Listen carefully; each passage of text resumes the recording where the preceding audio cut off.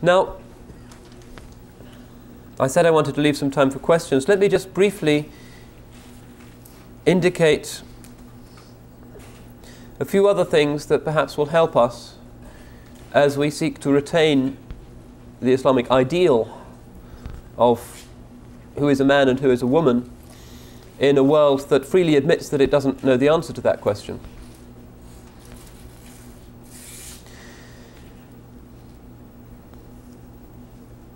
It's important to reflect on the historically amazing fact that the basic obligations of our religion are equally incumbent upon both sexes. Judaism, this is certainly not the case. Orthodox Jewish women basically can't do anything. In Christianity, historically, women have been massively excluded from many practices, partly because the religious elite, the prime candidates for salvation, have been the priests.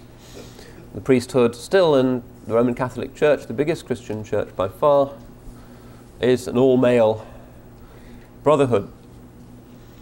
But in Islam, 5 pillars are equally open to and equally incumbent upon both sexes. Even the Hajj, and you'd have thought that there would have been a rukhsah there.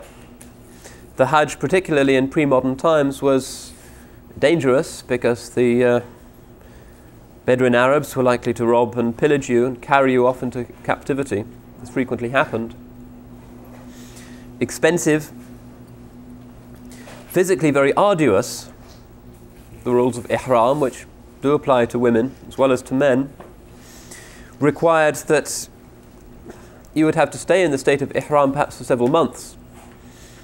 It would take you several weeks to get from the miqat to Makkah itself, and then depending on how you timed it, you might have to spend several months in Makkah, still in ihram, unless you made the tamattu' pilgrimage.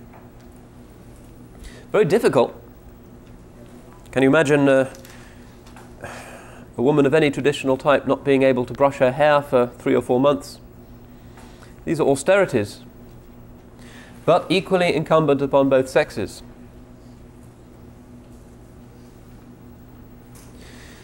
So that's one point that we need to have in our armory of arguments.